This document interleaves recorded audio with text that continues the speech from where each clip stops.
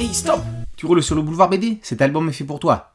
Jemna, les ombres corses. Ange Pisarti, la trentaine, met pour la première fois les pieds en Corse. Pourtant, ses ancêtres sont originaires de l'île de Beauté. Passionné de vieilles publications, Ange tombe chez un bouquiniste parisien sur une illustrée consacrée à la Corse. De l'intérieur, un dessin s'en échappe. Il représente une femme en bord de mer. Au fond, une tour génoise et un navire accompagné de ces mots. Jemna, je t'imagine au pied de la tour génoise.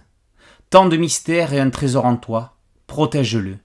7 juillet 1918. 140 ans plus tard, il est temps de lever le voile sur cette énigme. Elle va amener l'enquêteur aux origines non seulement de la jeunesse de la jolie dame représentée, mais aussi à celle d'Ange lui-même, ainsi qu'à celle de tractations politiques à l'époque napoléonienne. Philippe Donadille écrit une chasse au trésor en Corse sur fond d'histoire de famille. Il emmène son héros, simple, passionné de livres anciens, dans des lieux où il était plus que temps qu'il aille, la Corse. C'est de là que viennent ses ancêtres. Croyant découvrir la vie d'une femme, il va en rencontrer une autre, bien vivante celle-ci, et qui va le guider sur les pas de ses aïeux. Donadille fait d'Ange Pisarti un Tintin après l'heure. Ces ombres corses sont plus qu'un hommage appuyé au secret de la licorne. Les tintinophiles apprécieront le parallèle qu'il y a avec cette aventure précise du reporter.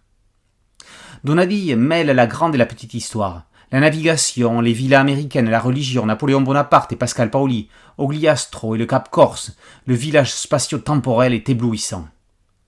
Éblouissant également est le traitement graphique de Patrice Regla-Vizzavone. Comme Ange, le dessinateur est d'origine corse. Comme Ange, il n'y avait jamais mis les pieds. Il y est allé pour la première fois à l'occasion de repérage pour cet album. Il réussit à dégager toute l'essence de l'île de Beauté. On sent la népéta et les herbes du maquis. On entend l'eau des rivières couler entre les cases. On voit la lumière du soleil filtrer entre les feuillages et on écoute la neige crisser sous les pieds des personnages. Une fusion incroyable s'est créée entre le dessinateur et son œuvre. Il y a quelque chose de magique qui s'est passé, comme s'il n'y avait que quelqu'un avec du sang corse qui pouvait traduire ainsi en dessin cette histoire.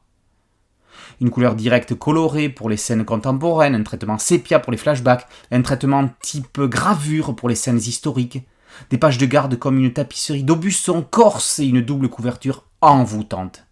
Regla-Vizzavone impressionne dans tous les sens du terme.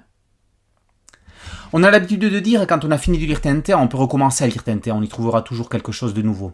On peut y ajouter, quand on a mis les pieds en Corse, on pourra toujours y retourner, on y trouvera toujours quelque chose de nouveau. Alors, à défaut de pouvoir y aller pour certains, lisez la Corse, avec Jemna, les ombres corses, c'est comme si on y était. Jemna, les ombres corses par Donadille et Regla-Vizzavone est paru aux éditions Delcourt. Boulevard BD, c'est un podcast audio, une chaîne YouTube. Merci de liker, de partager et de vous abonner. A très bientôt sur Boulevard BD. Ciao.